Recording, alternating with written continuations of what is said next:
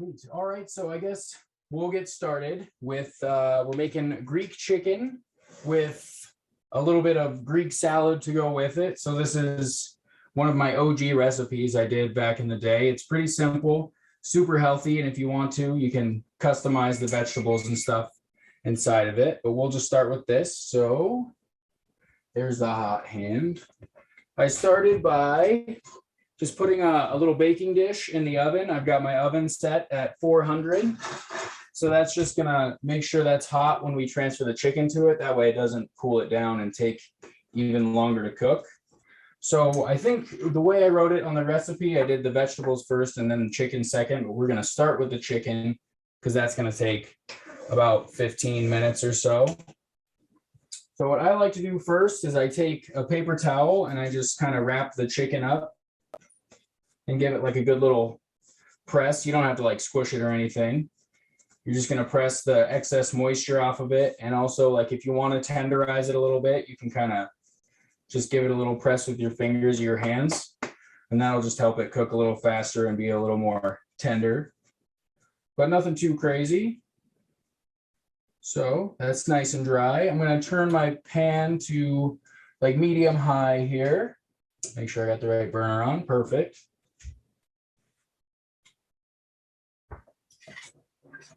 And then I'm only going to do one just for the sake of myself. I'm not going to make 3 servings, obviously, but if you are doing 3 or 4 or 5 chicken breasts, the important thing is to not overcrowd your pan. So this is a bigger one. I could probably comfortably do 3 in here, but you just want to try to have like a nice little size circle in the middle, at least, so the heat can escape a little bit and it's not all cooling down the pan too fast. So I'm going to do just a tablespoon of oil, and you can do it without the oil too. This is just to get a good sear on the outside and give it a nice crust, especially if you have a non-stick pan like the one I'm using.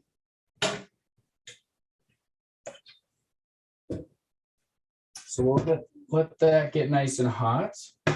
And while that's heating up, shutting off on me, grab a little bowl here.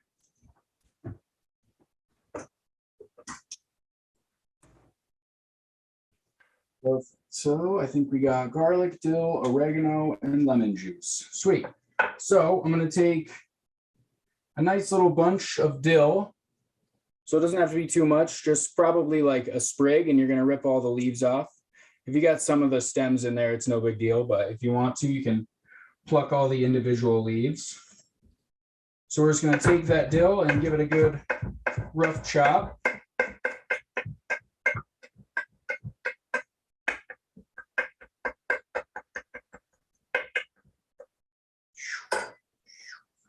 And then we're going to put that into a separate little dish here.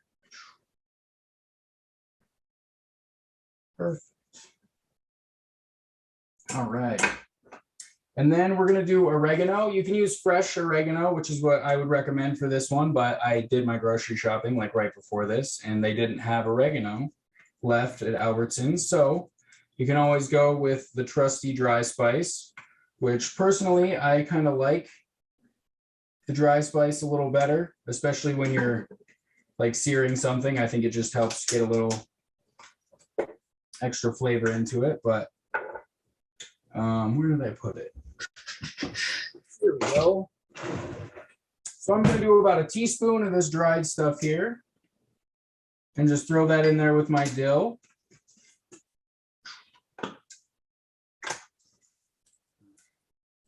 And then I've got a garlic clove. For those of you that don't know, cloves are the individual little pieces. The whole thing is called the head. So we're just going to do 1 clove of garlic real quick. See, and if you give it a good smack, you lay it on your board just flat, take your knife on the flat side and pop it down real quick. And that'll kind of help loosen up the shell on the outside. You can also just cut off the butt end because some of them are a little trickier than others. There we go.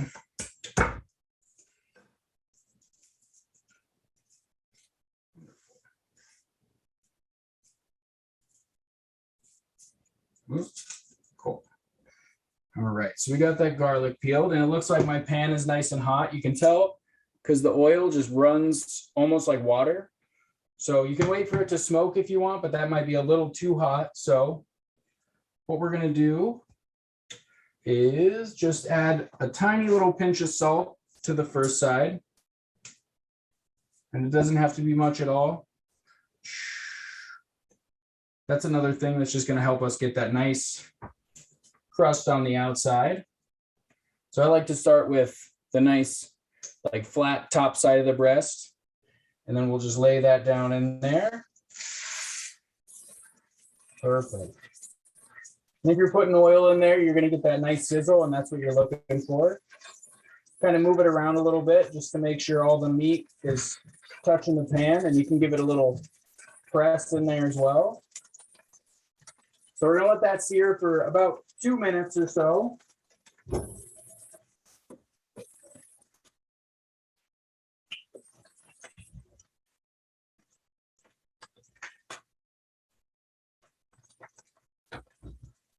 All right, and while that's going, I'm just going to chop up some of this garlic.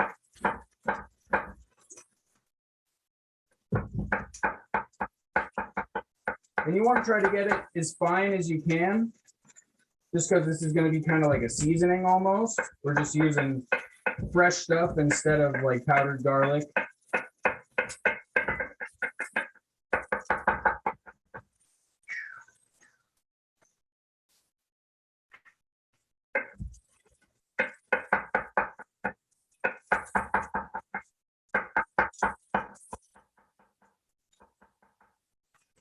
Perfect.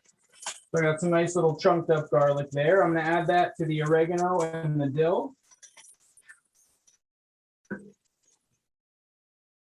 And so if you want to, in the future, you can do all this stuff ahead of time. That's called mise en place. That way you're not cooking and prepping stuff at the same time. But in order to make this go quick, we'll just do that. I'm going to cut the ends off of my lemon real quick. And then I have this nice lemon zester, but if you don't have a lemon zester, it's okay. You can just use like a serrated steak knife almost and kind of gently scrape it to get that outside layer off. But we're just going to take a little bit of the outside here. Oops.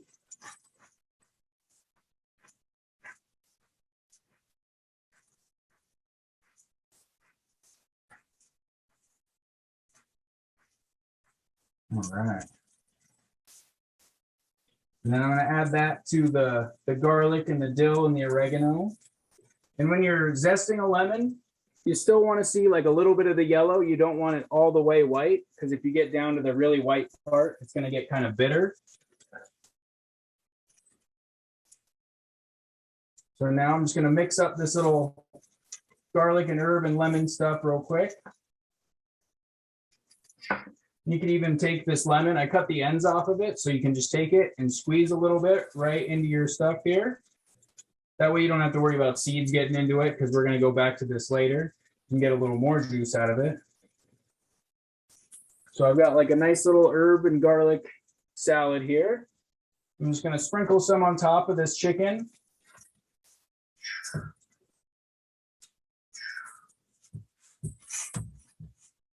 And you want to kind of press it in there too. That way it sticks. And then wash your hands.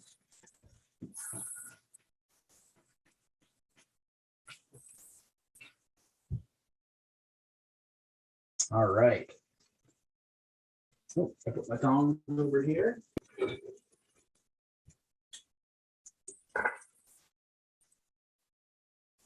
So now it's been probably 2 or 3 minutes or so on that first side. And for me, that's enough time to prep the little salad I made there. But like I said, you can do that ahead of time if you'd like. So we're going to take it and just give it a good little flip here. Oh, perfect. And you can even turn down the heat a little bit once you flip it, because we're going to have those herbs on the other side. So we kind of just want to gently cook those, but we want it hot enough to also still sear the chicken.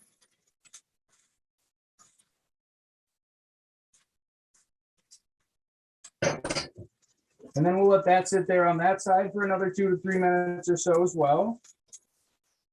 Gonna add this little garlic and stuff in here.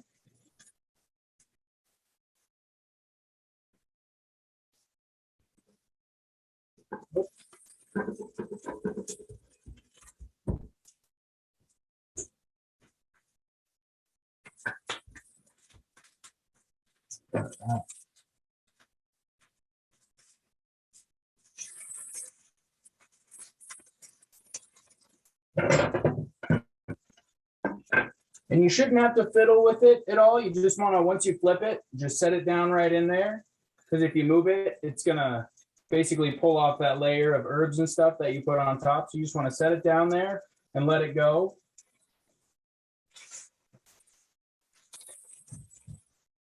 Down a little bit. So now I'm going to take that hot pan that I put in the oven earlier. I'm just going to set this right on my oven, or I guess my stove, range, whatever you want to call it. If you want to, you can give that chicken like a nice little press with your tongs, just to help it sear all those good spots in there.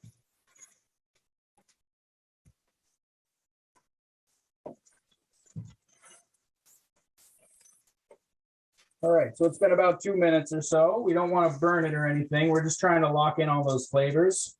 So it should look about like that. See if I can get a good grab on it. There we go.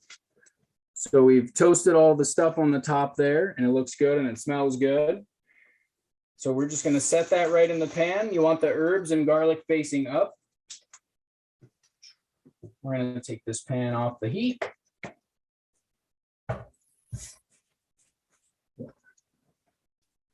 And then take your pan with the hot chicken in the hot pan and stick it right in the oven. So once again, we're about 400 degrees. And I'm going to set a timer for 15 minutes. That's going to be like my check on it timer, so I don't forget. It might take a little bit longer. Another thing you can do is like take your chicken breast, if it's laying flat like this, and you can cut it in half so that you have two thinner pieces. What I did is I took the whole breast like this, and then I cut it in half so I had two chunky pieces, just because I like it to be nice and moist in the middle. But if you do cut it in half lengthwise, it's going to take like half the time to cook, obviously. So now we're going to get a mixing bowl, or just any bowl, to fit our vegetables. Let me clean up the other stuff here. Cool. So we'll start with the cucumber because I'm looking right at it. So you've got your whole cucumber. You're just going to take the ends off of either side.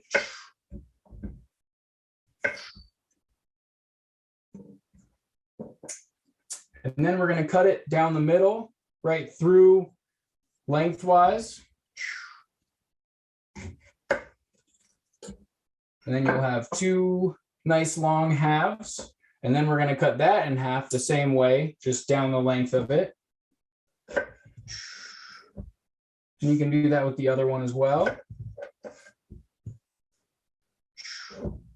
So now we should have like these perfect little wedges. And this is a cool trick I learned like a year ago.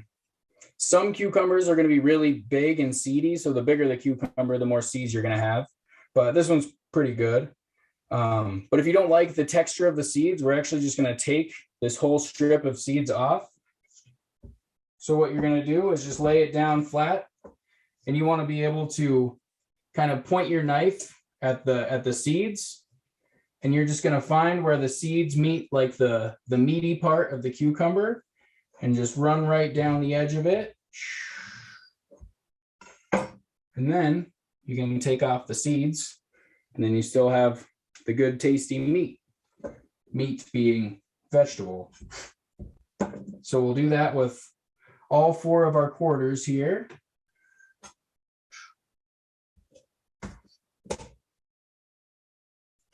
And there's certainly nothing wrong with the seeds. You can definitely eat them if you want. For me, it's just a texture thing because you can kind of feel them like gooey little crunches.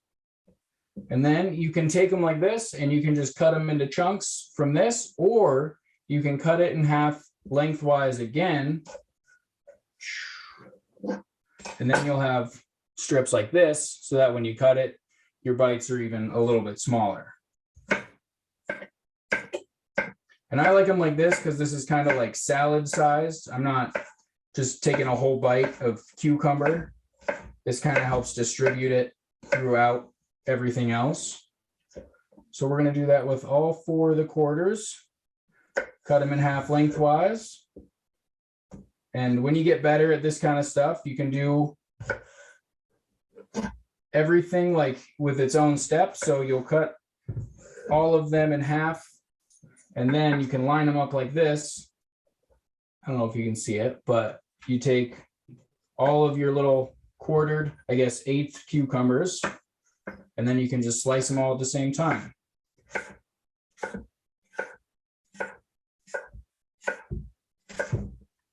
And so the reason I like to do the chicken first is because now I'm not in a hurry to try and get anything done. I can just let that chicken cook in there while I prep these vegetables. And this is a good time to like practice your knife work or whatever it is you need to do. Check your recipe, make sure you have everything. So we'll just throw those in the bowl. And then discard the seeds here.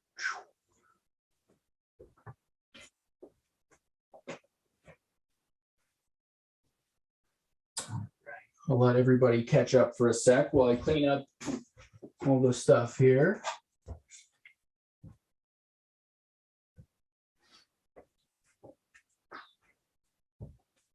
Okay. It's still a little hot, so I'm going to do that. So next, we'll move on to a pretty easy one, just cherry tomatoes. I like to use these little cherub ones because they're nice and sweet. I'm not a huge tomato fan, but these ones don't taste like tomatoes, so they're nice and sweet. But you can also get like some fresh heirloom cherry tomatoes. There's some that taste like chocolate in the summertime. I personally am a cherry tomato guy because they taste more like whatever it is they're going for rather than tomatoes. So you're just going to cut those in half lengthwise or however, it doesn't really matter, but you just want 2 little halves. You want to see the insides there. So we'll do about 10 or 15 of those. You just add those to your cucumbers. And it's getting to be that time of year where all the fresh vegetables and stuff are coming into season. And we're lucky that we live in Montana, so we have access to a lot of that good stuff. I know the Yellowstone Valley Food Hub does a lot of really good stuff.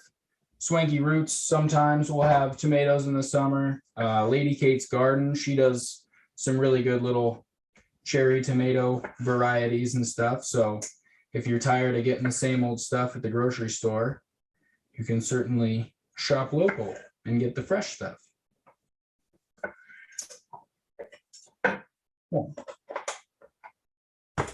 Those. So now we've got a nice little salad, just cherries and tomatoes, or sorry, not cherry tomatoes and cucumbers. We'll mix that up a little bit. Make sure we have a good ratio going on. You don't want to have a whole bowl of cucumber or a whole bowl of tomatoes. You want to try to blend it up nicely. So then next, we'll take shallots. They're basically like little red onions. It's like if you mixed a white onion and a red onion and made it a little bit sweeter. That's basically a shallot. And you treat them pretty much just like you would do a regular onion. You want to take off the top and the bottom.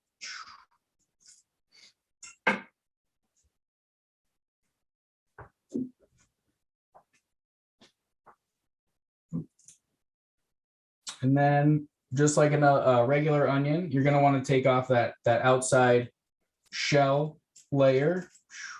So there's a couple ways you can do it. What I like to do is there's usually the crispy outside. That's obviously like the shell or the skin, I suppose. But then there's usually like another layer right under that that's just super thin. And so what I like to do is kind of get my finger or my knife under that second really thin layer and just pull from there. So if you try to pull the crispy stuff off, it's just going to flake. But if you get that thin layer right in the middle there, then it comes off in one big whole piece and you don't have to fiddle with it so much. I've never used the word fiddle, but now I've done it twice in the last 10 minutes. Cool. So now we're going to take it and you should have the ends gone and the skin gone. You'll just want to cut it in half right down the middle of where the ends were. So you got two little halves. And then we're just going to lay it flat on the flat side and just cut it into super thin slices.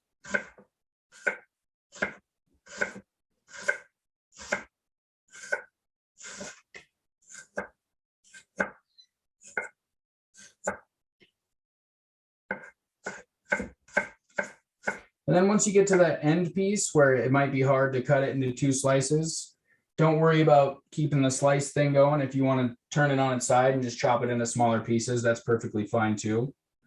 The shape and the texture of your onion isn't going to change the flavor, so it doesn't really matter.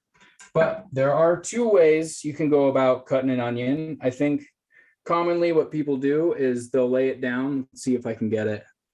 So you have your cut ends here and here, and they'll just go straight down and keep cutting like where the ends were. But what we do in like the culinary world is we turn it the other way.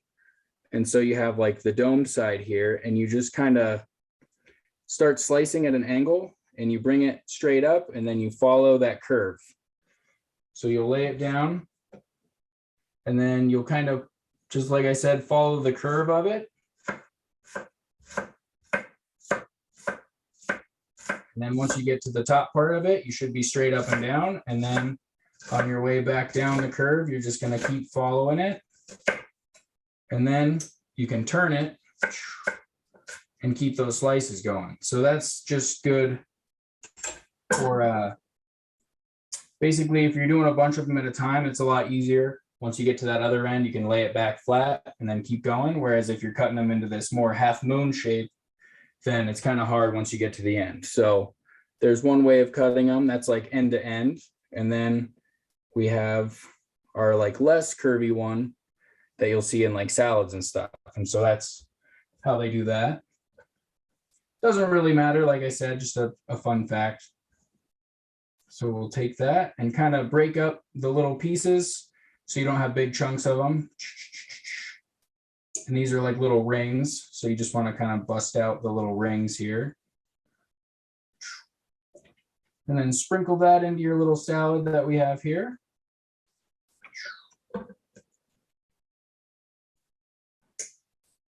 Perfect. All right, so I'm sure some people are still cutting stuff and that's perfectly fine. So I'm going to switch to a couple easy additives here real quick. So we have some pine nuts, which funny enough is the most expensive ingredient in this whole dish. I think this little like 2-ounce bag was like $6. So you can certainly leave these out if it's a cost thing, that's no problem. It's just a nice little crunch and like protein, nutty flavor to the salad, but you definitely don't need it if you don't want to. You can certainly sub out any other nuts or just leave it out entirely. So I've got probably about 1.5 tablespoons for me, but I think about 1/4 cup per 2 chicken breasts or 2 salads. But I think I put 1/2 cup on the recipe, and that's if you're making like a big batch, but you don't need all those, mainly because these are so pricey. You don't want to have to use a whole bunch. So I just did a couple tablespoons in there. I'm going to kind of mix it up. And that might fall to the bottom at first, but once they kind of feel the liquid of all the vegetables in there, they'll start to stick a little better.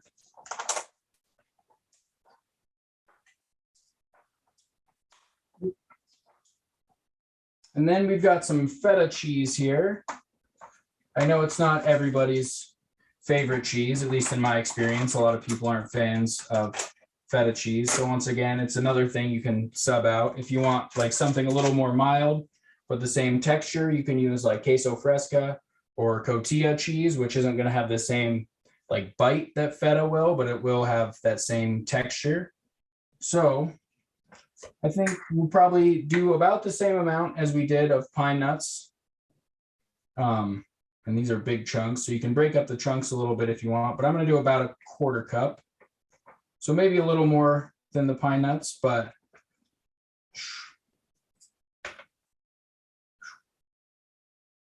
all right, so we'll just add that in there too. And the good thing about feta is you can find it in like just regular feta, or you can find reduced fat or low fat, depending on the store that you go to. So it's one of those cheeses that doesn't need that high fat content if it doesn't have to, and it's not really going to change the flavor so much. Perfect. That looks good. Looks like we have a nice ratio there of stuff. So now I'm going to go back to my little herb dish that I had earlier. It's got the dill and the oregano and the garlic in it, and the lemon juice. So if you didn't use it all for the chicken, like I said, I only did 1 chicken breast, but if you went through all of it on your chicken, that's perfectly fine, because I'm going to add a little bit to mine as well. I think I have plenty of garlic in there, so I'm not going to worry too much about garlic. But what I'm going to do is take that lemon I had from earlier, and now I will cut it in half. And so I can see some seeds in there. I'm just going to kind of flick them out with my knife. So you want to try not to get the seeds in there. And then if you want to, you can squeeze the lemon juice into a separate bowl. That way you don't get seeds if they do come out, but I think I might have got them all. So I'm just going to squeeze 1/2 of this into my little mixed herbs and stuff here. Oh, yep. See, there's one right there.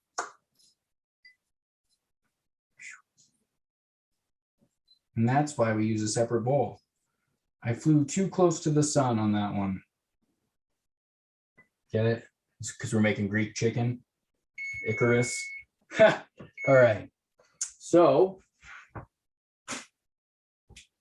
there's my timer for my chicken. Like I said, I'm just going to check on it. And then if you have a thermometer at home, I definitely would recommend using a thermometer. So I have a big old meat thermometer here. This is probably overkill. You can just use any like stick thermometer. But we're just going to kind of check where we're sitting at.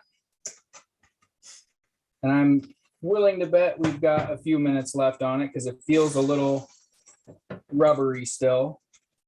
I guess rubbery is not the word, a little squishy. But we'll see here.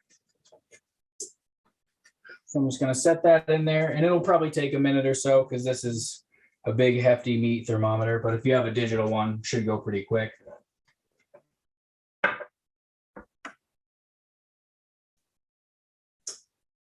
Sweet. So while I'm letting that temp, it looks like I'm definitely going to need more time because it's stopping around 130, 135. And when we're cooking chicken, we want to get to 165. Or if you pull it out of the oven at 160 and you let it rest for 4 or 5 minutes, it's going to come up to temp. It'll go up about 5 degrees while it's resting because that external heat is going to work its way inward and continue cooking it for a few minutes. So that way you don't end up with anything too dry. But back to the herb mix here. I'll set a timer for probably another 5 at least. So I've got a little more dill, just another couple sprigs here. Probably about a tablespoon's worth of dill. I'm just going to add back into my little herb bowl here.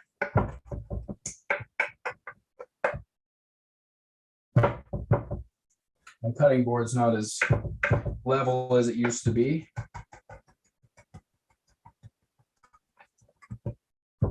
Perfect. So we're just going to chop up that dill and throw that right in there. And then if you wanted to throw in some more garlic as well, you can certainly do that. Basically, everything we're putting into this little herb dish is going to be more just for flavor. So it's not going to do a whole lot nutritionally. It's not going to increase or decrease anything off the charts if you have say a tablespoon more of one thing than the other. So this is kind of a preference thing. But we are going to, oh, I forgot to put pepper on my chicken too, I think. That's okay. Do that afterwards. But we're going to add another little, probably teaspoon of oregano. Just a couple pinches there. And this is kind of the same thing as we did with the salad. It's going to be a ratio. We want to see what we're making. And then we can kind of tell what it's going to taste like just based on how much of everything we can see in there. So I'm going to mix it up a little bit. We should have like this nice little herb salad. There's a little bit of lemon juice in there. So we just want to make sure we mix all that up nice and good.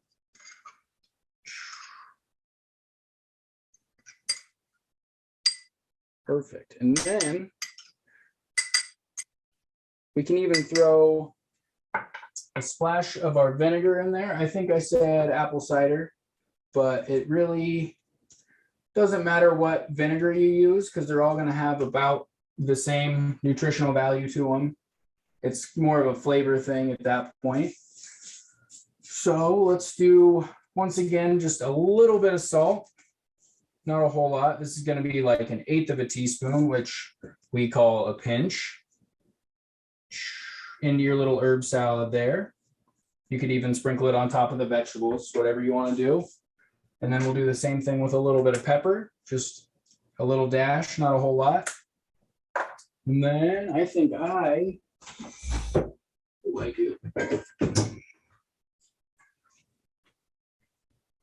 actually have a little bit of balsamic vinegar. So like I said apple cider vinegar, which is perfectly fine. But I think with this Greek salad, balsamic vinegar will do just fine.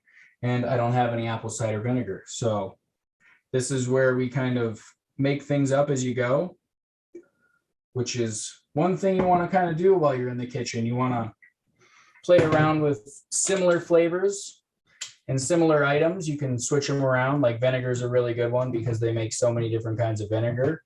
You can adjust your flavor with different kinds. And same thing with the herbs. If you wanted to do, say, like basil or thyme or something instead of dill and oregano, that's also perfectly fine.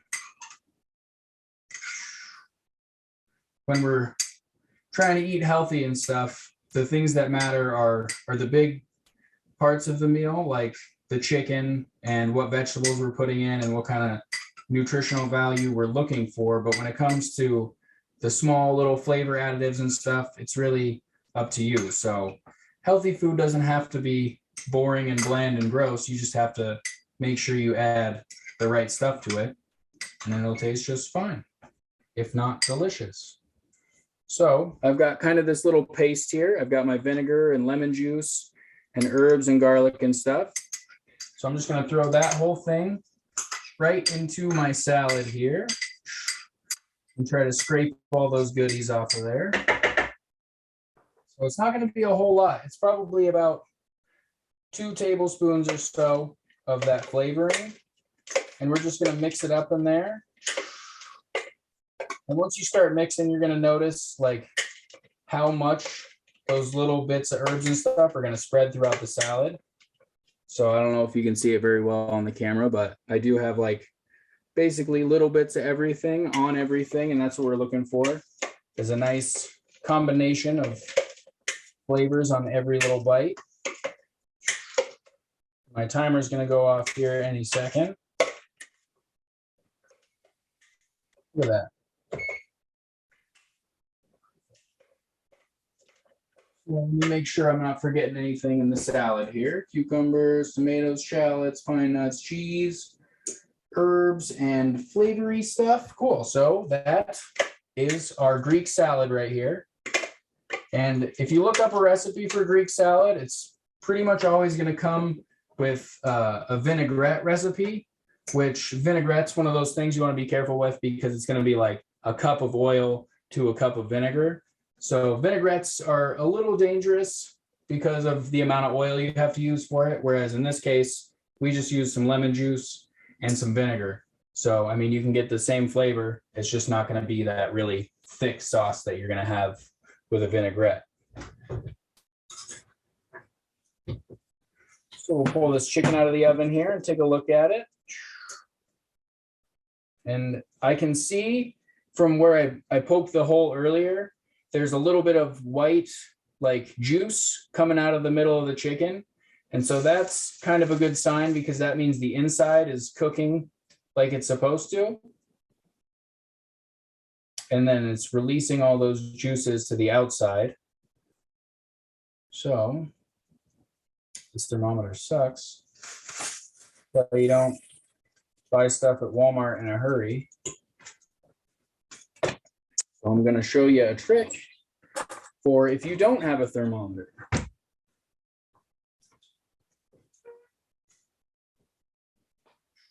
So we don't want to cut open the chicken right now because if you cut it out or cut it open and like spread it into two separate pieces, all that good juice is going to run out. And the reason we rest the meat is because we want those juices to kind of calm down and stay inside the meat. But if you don't have a thermometer and you want to know if it's done, you can just take a knife and kind of poke a hole right in the top of it and then spread the meat out a little bit and just kind of peek inside. And I can see a little bit of pink juice in there. So if it's still pink, we'll give it a couple more minutes. And I think I'm pretty much almost there because like I said, it's starting to leak juice. So now that I cut that hole in it, probably 2 minutes in the oven, and then it'll be good to go. So while that finishes, I'm going to clean up a little bit and we'll get our plate ready. Ooh, I need that. That's the good lemon. If you still have a piece of a lemon, don't get rid of it yet. I almost did.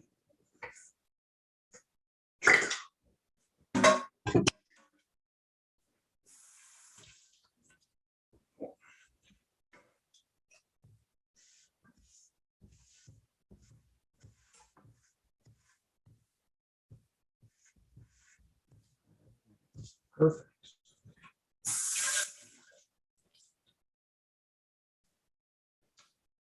I think my wife's going to kill me for using her avocado sponge, but no big deal. It's there.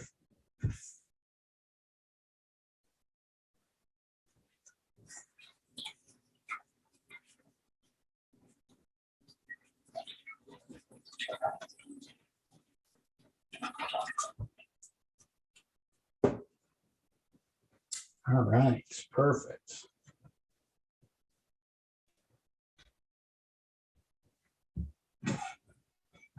Use the little black bottom plate because it looks cool. I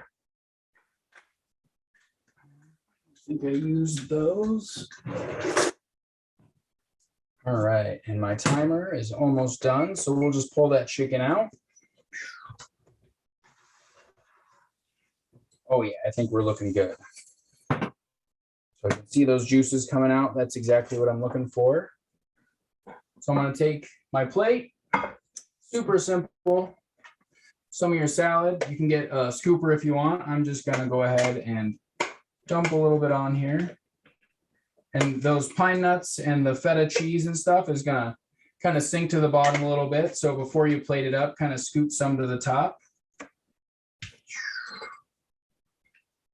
And this is what we call rustic plating. You know what? I'm hungry. I'm going to do most of it. Perfect. So we got a nice little pile of our goodies here. So everything's in there. And I can see it's got a nice shimmer to it, which means all the sauce is touching everything I want it to. So I'm going to take my chicken out of the pan. If you want to slice your chicken, which I would definitely recommend if you're eating something like this, you don't want to have to be cutting chicken on top of it. Let it rest for 5 or 6 minutes. Like I said, just to keep those juices in and really lock in all that moisture. That way you don't have a dry piece of chicken. But you can just take your chicken breast, set it right on top of there. You know what? I'll cut it. I don't care if it's a little bit dry. But if you're doing it, definitely wait. But I do want to see what it looks like inside. So Oh yeah, that's perfect. So we have a nice perfectly cooked chicken breast. I don't know if you can see it, but it's got a little bit of a glint on there. That's good. That means the juice is still in there, and it's probably not going to be for long because I cut into it. But if you wait, that juice will stay in there, and that's a perfectly cooked piece of chicken. You don't want it to be dry and airy. So we'll just take this. Boom. And when it comes to the art of plating, you just kind of put it on there so you can see a little bit of the meat inside. Chicken's one of those things that is sometimes good to cut before you serve so that they can see the inside and they know it's cooked and stuff. So I'm showing the good herbs on top here, and then you can see the inside where it's nice and cooked. I'm going to take that lemon I had from earlier and just give it a nice squeeze over the top and get that seed that I got in there. Perfect. Boom. And then if you want to get real fancy, that